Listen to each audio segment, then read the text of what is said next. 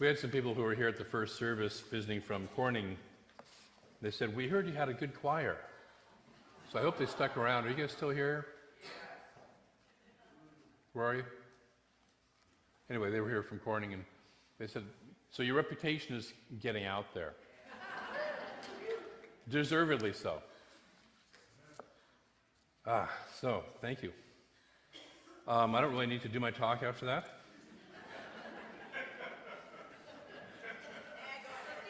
Love will change your life, right? Yeah. All right. So we're going to talk about the Super Bowl. Pardon me? All right. Somebody's for Denver. We're going to talk about the Incarnation of Spirit is what we're going to actually talk about. Is that all right? Yeah. All right. They're kind of the same thing, actually, but we'll get a little more spiritual. And I want to thank my beloved Cynthia for getting up, and we're going to have somebody from the Pledge Program Committee sharing every single Sunday about what this center means to them. So you're going to get to hear some stories. We started, actually she wasn't part of it, but Dawn last week, who's our youth director, shared some of what the center means to her. And so Cynthia today, and we'll hear some other people. Actually, Sally was supposed to speak, but she was so blown away by what Cynthia did this morning, she said, no, I want her to do it again. I want to hear that again. So just share with that. So we're going to talk about the Incarnation of Spirit, and this comes from Ernest Holmes out of the What We Believe. He says, we believe in the incarnation of the Spirit in everyone, and that all people are incarnations of the one Spirit. Okay? I would go ahead and say that all of life, everything, all of it, is an incarnation of the one Spirit. Now the word incarnation has at its root carne, right? Incarnation, carne. And if you go to a Mexican restaurant and you order something with carne in it, what are you going to expect to get? Meat, right? Okay, good. So this is Spirit moving into meat. It's Spirit moving into flesh. It's Spirit moving into form. Okay? When in the Gospel of John it says the Word was made flesh, this is what he's talking about. The Word was made flesh. We want the Word to be made flesh, right? Because if I'm praying for, if I want a new relationship, do I want just the idea and the thought of a new relationship, or do I want somebody to be with? If I want a new friend, do I want just the thought of friendship, or do I want to have somebody that I can sit down and have a latte with?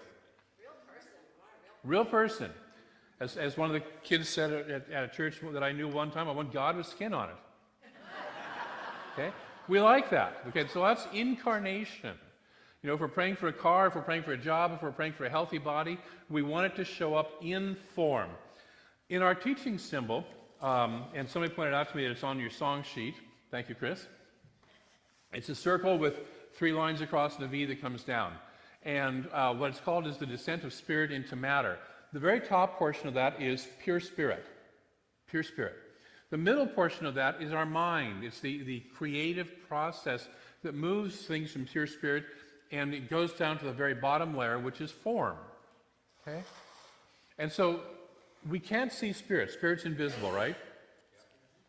We can't see mind, because mind is invisible. So it has to show up, but we can see form.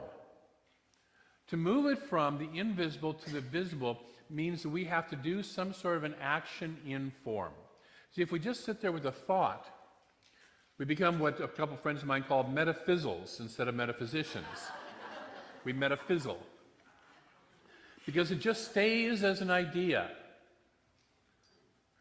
The dreamer stays as a dream instead of a manifester. And what we're about here is manifesting. We want our dreams to be big, but we also want them to become reality, to become informed, to become something that we can experience. So the teaching symbol has that. What most people do, however, is they work in the level of form only. Now, not you guys, but I mean people, those, them, they, the other out there, right? I'm teasing about that. Because there is no other out there, is there? Yeah, we're all one. And so, but what many people do, some of us sometimes do, is we work only in the level of form. We're taking action and action and action and action, And we never get up into the level of mind, or maybe we spend a little bit of time in the level of mind, and we don't get up into the level of spirit of saying, what is the highest and greatest idea that can come forward? What is a new idea that I can allow to come forward into form so I create something different? And most of the time when we're stuck, we want to create something different, right?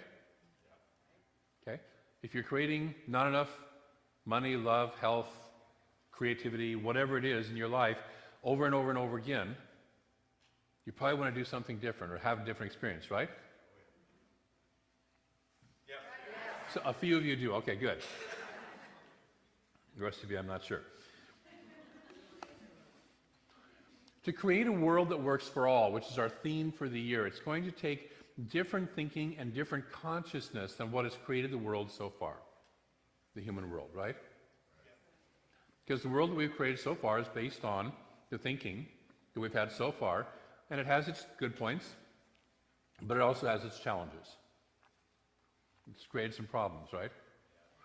So we have to have a consciousness that doesn't do away with the stuff that's working, but does bring in something that works more effectively. And that consciousness takes a deeper understanding of life principles, of the principles that we teach. It takes a new way of looking at them. So Thomas Troward, who's one of the authors that we study, and right now I'm teaching a class on him on Wednesday nights, talks about ships. For thousands, tens of thousands of years, ships were always created out of either skin or wood, right? That was it. Why? Because if you take a skin or a piece of wood and put it on water, it does what? It floats. So it's natural to create a boat out of something that floats. Now, if you take a piece of iron and put it on the water, what does it do? Okay? Have you noticed lately that there are ships that are not made of wood or skin? So about 160 years ago, somebody came up with the bright idea and began to understand the law more effectively and began to introduce the idea of volumetric displacement. I don't claim to understand all that, but there's something about it if you have a certain volume of, below the water and above the water and all that. It floats, okay? And you can make boats out of iron, steel, anything. Cement, literally. That's what was actually the first boat was. It was made out of, the first of these kinds of boats was they were made out of a steel skin with cement on the inside of them. They were heavy, but they floated, okay? So you notice that today, most of the large ships in our world are made of steel. Now let me ask you a question. If you take a piece of iron today and put it on water, does it still sink? Yes. Yeah, so the principle hasn't changed. What's changed? Our understanding of how to work with the principle. Our understanding of how to make it work better for us. The same thing with airplanes. Heavier than aircraft. For a long time it was helium balloons because helium was lighter. Fill it up with a bunch of things that are lighter than air, and it'll lift, okay? But eventually they became aware of the law of aerodynamics. I like the law of aerodynamics. People often ask me as a minister, it's like, so how could God let such and such, whatever the latest thing is, happen? And I said, well, God doesn't exactly let things happen or not happen, right? God works as principle. God is the same as the law of gravity. And if you take the Dalai Lama and the head of ISIS, and you take them both up to the top of the Empire State Building, and you shove them both off, they're going to have the same experience, right? The law of gravity isn't going to look at one and say, you're really good and wonderful person, so I'm going to lightly set you down here, and you splat. Okay? They're both going to have the same splat experience, except if one of them understands also the law of aerodynamics and has packed a parachute. Okay? And they're going to have a different experience of the law of gravity. Does the law of gravity still work the same way? Yes. Okay? But we also understand how to work with it in a different way. So it's the same thing in our lives. It's the same thing in our world. It's the same thing in all that we do. If we want to shift something, we have to get a deeper understanding of the principle of how it works and how we can apply that principle in our lives. So it takes rethinking our present conceived notions to create a world that works for all.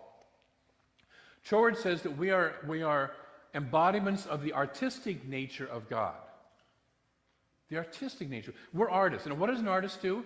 An artist looks at things and sees the same thing as everybody else, or looks at the same thing as everybody else, and sees something different. Right? They see something different. I used to be a professional photographer, a nature photographer, and I was always seeing the world in terms of picture potentiality. And I would see details, and I would see colors, and I would see shapes, and I would see all this stuff that nobody else, except if they were doing the same thing I was seeing. I used to drive some old girlfriends nuts because I said, "Oh, do you see that?" And she's like, "No." It's like, "Well, look." No. Now, unless you have that trained artist's eye, you don't really look. Unless you have the trained musician's ear, you don't sit and really listen to a sound. I love it. Right now, some of you are in Shari's watercolor class, and you're learning to look at color and shape and texture differently than you have before, right? And so when we have that artistic view, and we're all here to be artists of God, and so it takes looking at life differently than we have before. I want to invite you to have that practice this week. To go through this week and look at things and see if you can see something different than before. See them in a different way. Would you be willing to play with that? So if you watch the news, you see the news differently than you did before. Look at your food differently than you did before. And just challenge yourself. What can I do out of this that will be artistic and creative? You don't have to do it. But how can I view it differently? Get in the habit of looking and seeing and being with it in a different way, in a different consciousness. And what that does is it starts to break up the old tapes, the old, I like to make it, the analogy of a long play, vinyl record. I know the younger people here don't remember what a vinyl record is, but for us old folks, it was a thing that went around and around, had a needle that ran in the track, in the groove. And we get stuck in that groove, don't we? Our mind literally creates neural pathways that just repeat and repeat and repeat because that's the way we've normally viewed things. And so if somebody says a certain something to me, I will always react in the same way because that's how I learned to react, and that's how I've always reacted. They might not be intending it the same way. So this week I invite you to play with looking at things differently and to have a true awareness of our oneness and what it means. A true awareness of our oneness. What if you look at everything with the deeper awareness and took your time to say, this is all one? What if you took your favorite political candidate that you love to hate? Some of you know who I'm talking about. You have yours. It may not be the same person for each of us sitting here, but each of us has perhaps somebody like that, or perhaps somebody in your life that bothers you, and looked at them differently and said, you know what, this person and I are one. Take a breath. For some of you, take a deep breath. This person and I are one. This group and I are one. Some of us are working on taxes right now. The IRS and I are one. They're God too. Really? No, really, they are. And then the other thing is to take a look at our level of compassion, our process of compassion. Can we live in compassion? A minister friend of mine this morning sent me a wonderful quote, or put out a wonderful quote by the Buddhist nun Pema Chodron. She says, compassion is not a relationship between the healer and the wounded.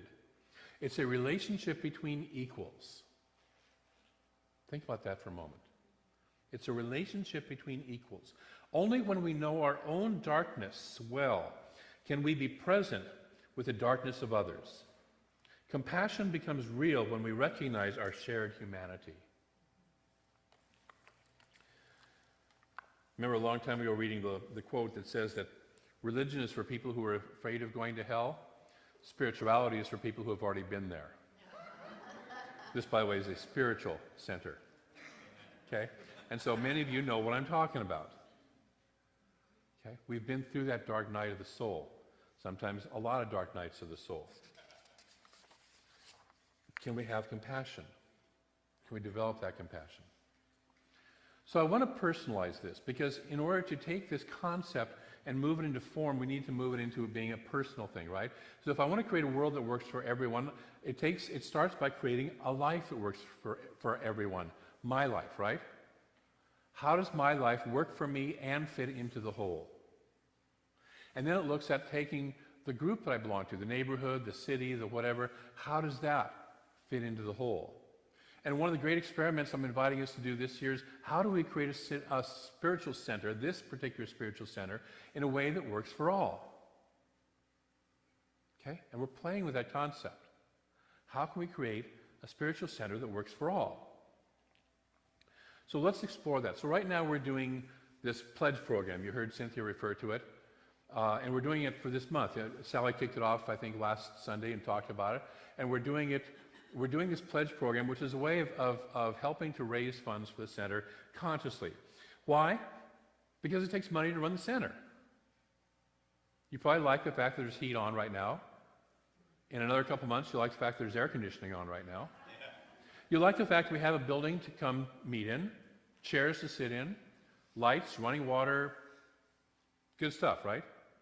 Okay. You want your staff paid. You want your minister paid. Yeah. Okay. I mean, think about the consequence. Think about the alternative. Would you show up to listen to a homeless guy with matted hair who smells bad in ragged clothes do a sermon? No. In fact, by the way, you wouldn't have a place to show up. We'd all just gather on a street corner somewhere. Okay? Would you want to do that? No. So we like to have a spiritual community. The spirituality is free. Our connection with Spirit is free. We already have that. Meeting in community, having a place to come together, having that place where we get to experience God with skin on it in the form of each other, just having the place takes some money to run. It just does. Okay? Are we good with that? We understand that, okay? So, but some of us have these old tapes that talk about church and spirituality and money. There was last year we were doing a class called Caring for Your Soul in Matters of Money, which we're going to do again this May. And there was a person in there who had an aha moment where they realized that they believed that the minister should be free. And I remember he kind of just looked at this, and it was not one of those where he said that's what really should happen, but he realized that was an old belief system, an old tape that he had running in his mind.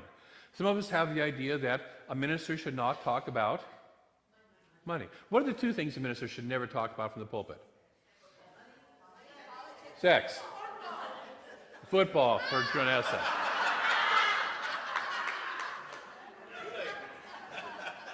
Janessa, I'm sorry, you're in the wrong church. All right, good. We'll talk about baseball. Go Giants.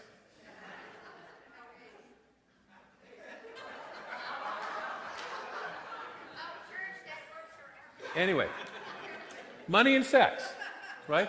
Ministers never supposed to talk about money and sex in many people's paradigm.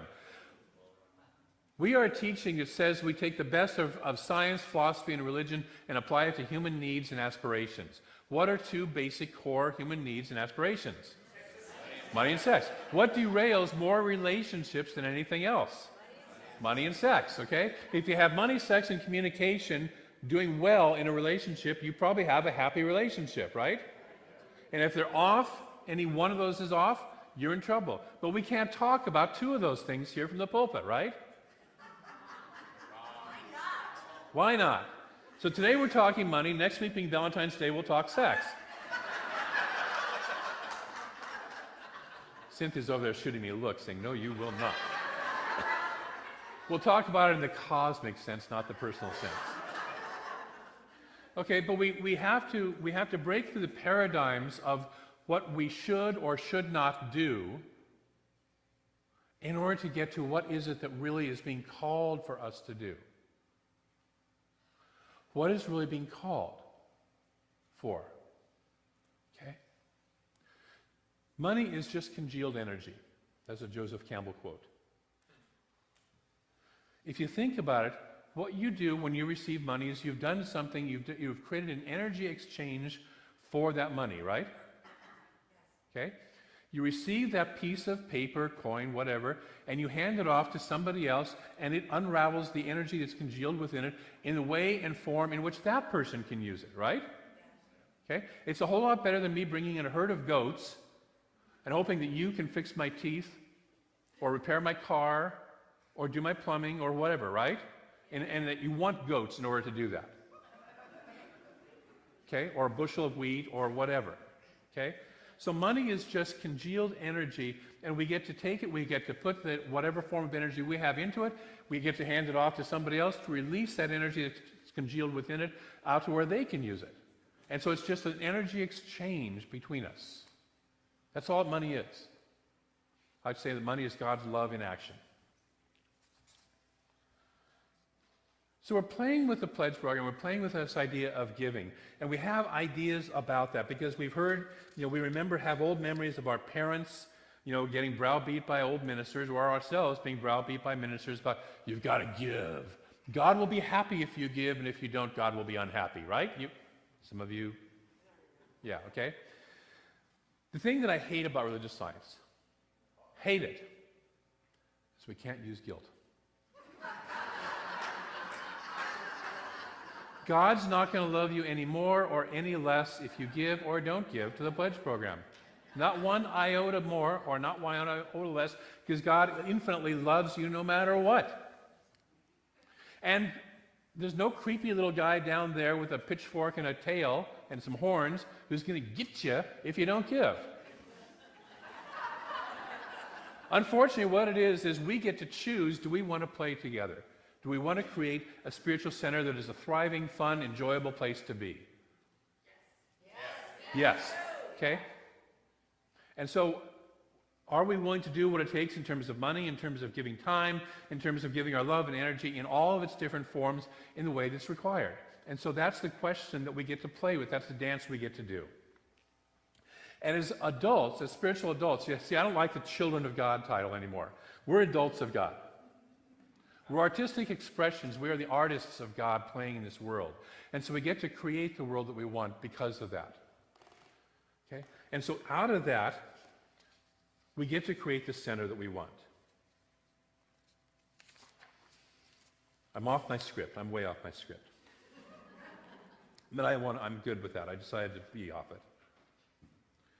What we want to do as a result of this prosperity program also is to expand your prosperity, because that's what I believe in. I believe in giving and receiving as a cycle. Okay? And so we have programs, Charlie mentioned about Mae McCarthy coming in at the end of this month to do her wonderful Pathway to Wealth program. And one of the things that Mae says is wealth is well-being. It includes money, but it's not just money. Okay? How many of you would like more well-being in your life? Okay, some of you, and some of you don't care. Or your hand doesn't go up because you don't like to raise hands in groups, okay? I think all of us would like more well-being in some way, shape, or form in our lives. Yeah. Okay. Cynthia's been working with her book already because we had a preview copy of it, and she's already having wonderful experiences out of that just in the week that she's been playing with these 7 spiritual practices. And they're simple practices. You don't have to stand on your head for 4 hours and meditate and chant a certain Om chant or whatever. They're very simple processes, but we get to play with them, and they bring us to a consciousness.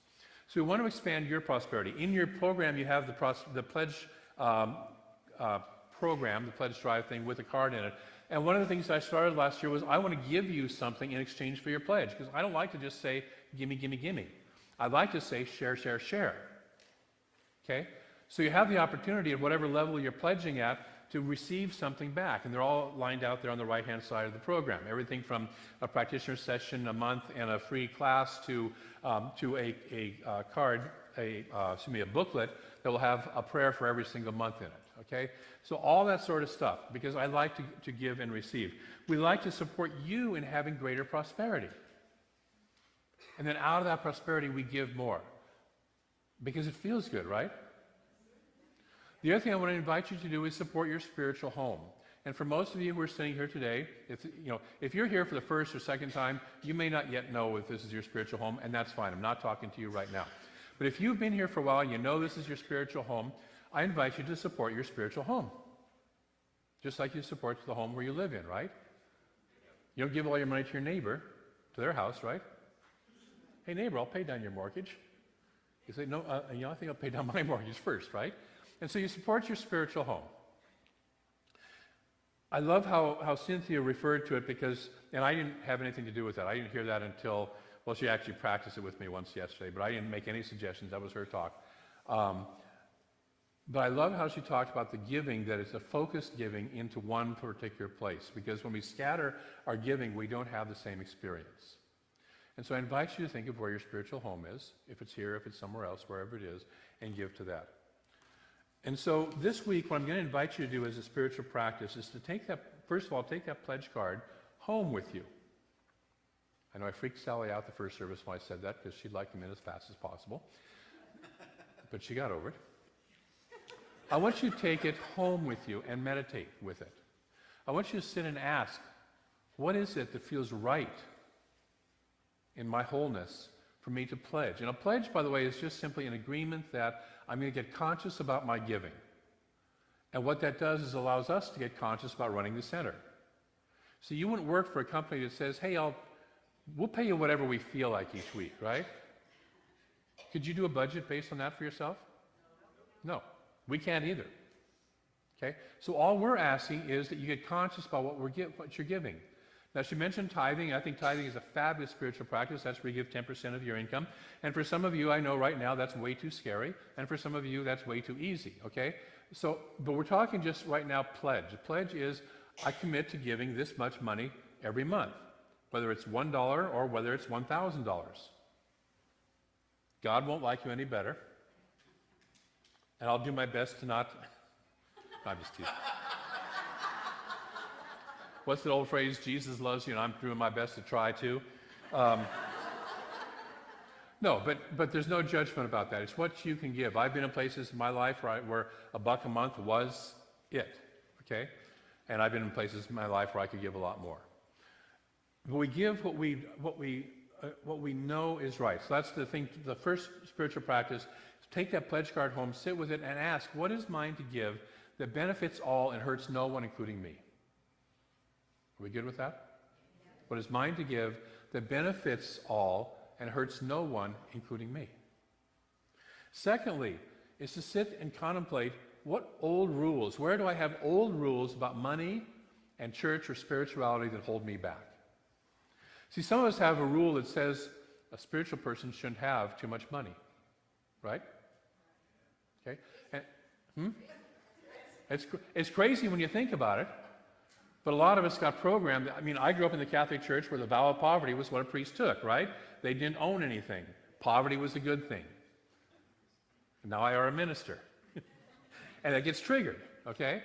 And so what is that we have in there about money and spirituality or money in church? Just notice it. Notice if there's an emotional block, if you get angry when you think about the idea, why is that jerk up there talking about money? If you have a mental conflict, an old belief that says, you know, this should or should not be happening, something like that. Just notice the rules that you have and and ask yourself, do they make sense? Is this the highest and greatest truth of the universe? See, the universe lives in abundance, doesn't it? The universe is abundance. And then the third spiritual practice is, am I willing to have a new paradigm about money in my life? And how about a paradigm of having enoughness in a way that benefits all? Would you be okay to have enough in a way that benefits all? Okay? I would too. So I'm going to invite us to hold that consciousness. And we might not right now know how to bring that into form, but to hold the consciousness of, yes, I am willing to experience enoughness in a way that benefits all. I love Mary Morrissey's definition of wealth. It's enough that we are comfortable enough to be creative in the way that we want to be. Isn't that great? I'm comfortable enough to be as creative as I want to be. Would you be okay with that? Great. So that's the 3 spiritual practices this week. Take the pledge card home and sit with it. Ask yourself, what is mine to give that benefits all and hurts no one, including myself? That's number 1. Number 2, what are the old rules? Usually if you contemplate the pledge card, you'll get the old rules that come chattering up at you, okay? And then number 3, am I willing to have a new paradigm about my money and my life? A paradigm of enoughness. Will we play with this spiritual practice this week? Yes. Cool. Me too. I'm looking forward to that. I want to share finally from creating a world that works for all, because we have paradigms of how things should be. And this is a great example of shifting that and noticing that. So Sharif Abdullah talks about that at one point in his life he was in Sri Lanka working in a particular camp that was helping to rebuild Sri Lanka. And he says in the canteen, in the mess hall, in the eating area, foreigners are treated differently from the native Sri Lankans. To summarize the difference, now notice how do you feel just when you hear that phrase? Foreigners are treated differently from the native Sri Lankans. Right. Shouldn't be. To summarize the differences, foreigners eat from china plates, Sri Lankans eat from wide shallow bowls made of metal. Foreigners get served at a special table reserved for them, Sri Lankans eat at all the other tables.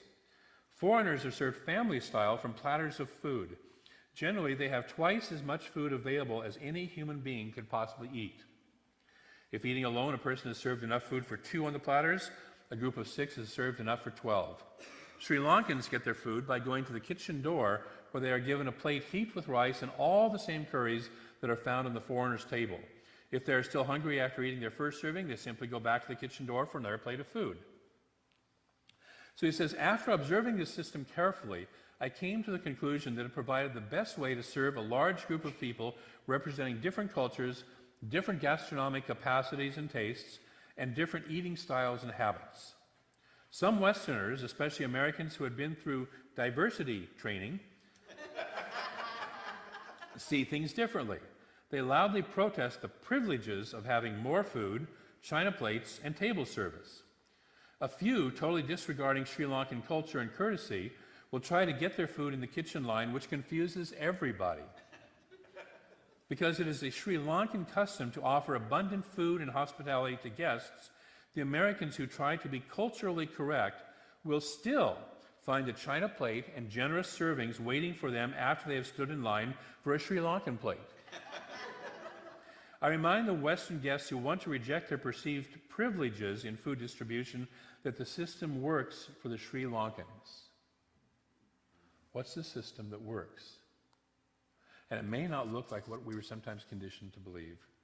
He says it works because it's based on 3 principal factors. The criteria number 1, enoughness. Everyone has enough, even though resources are not shared equally.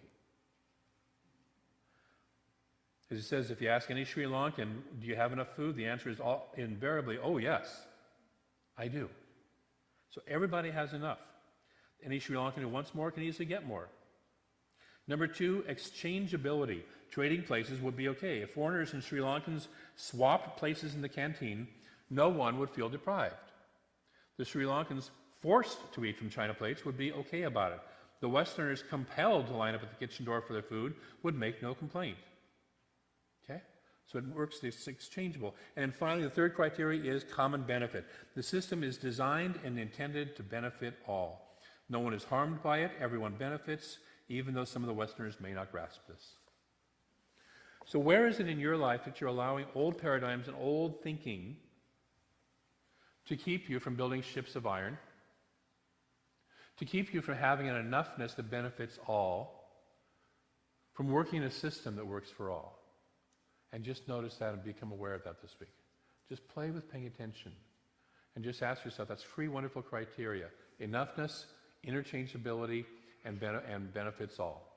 And just notice what that looks like in your life this week. All right, let's move into prayer. So I know that there is one infinite presence, and it is enough.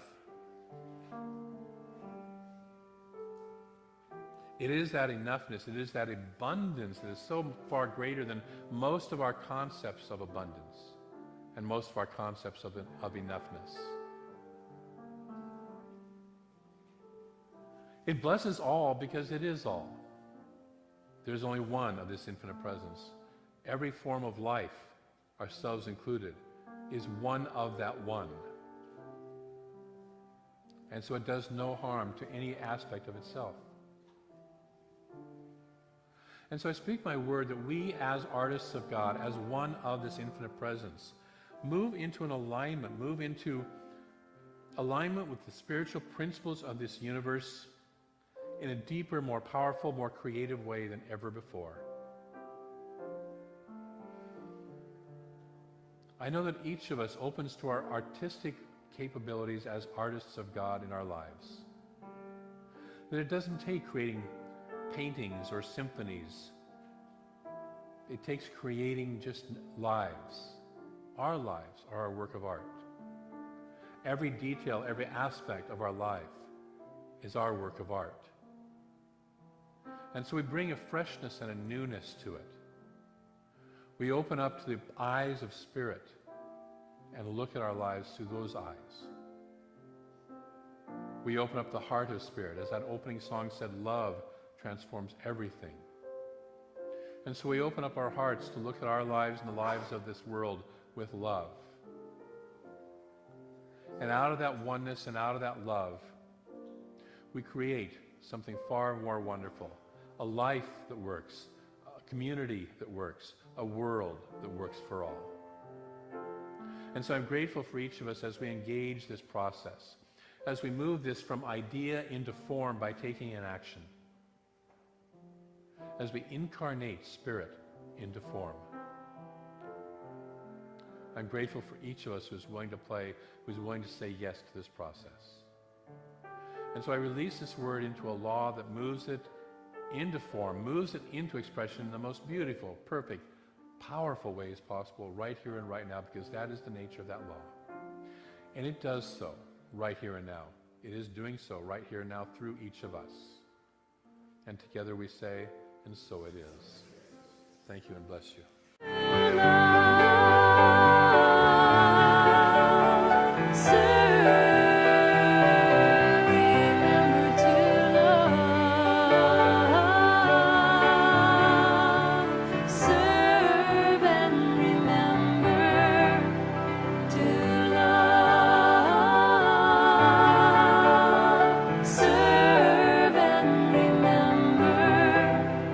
To love,